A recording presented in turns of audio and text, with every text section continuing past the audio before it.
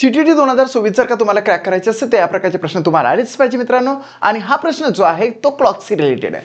या ठिकाणी बघा, रुबीना ने कार से 16:50 में अपनी यात्रा शुरू कर दी है और वो जो यात्रा है उसी दिन 21:15 में समाप्त हो चुकी है.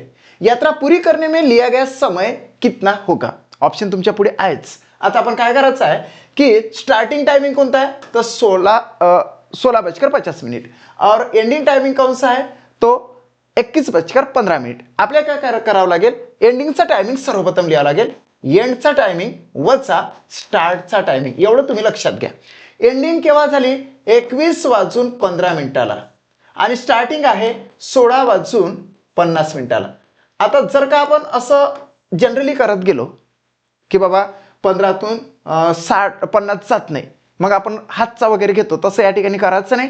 हे आहे तास आणि हे आहे मिनिटे. तासातून काय करायचं की 1 तास कमी करून टाकायचं. हे 21 करायचे 20, मग 1 तास म्हणजे किती होते 60 मिनिटे. हे 60 मिनिटे या ठिकाणी टाकायचे आणि याची करायची दोहांची बेरीज, जे होते 75. 75 मधून 50 केले किती उरतात तर या ठिकाणी 25 उरतात. 25 मिनिटे राईट येतं या ठिकाणी, म्हणजे सेकंड ऑप्शन आणि थर्ड ऑप्शन येतं.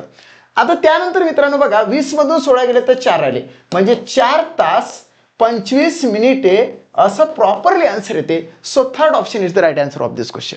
चेक करूया आपण. ओके, राईटच आन्सर आहे. आता एक प्रश्न तुम्हाला होमवर्कचा दिलेला आहे.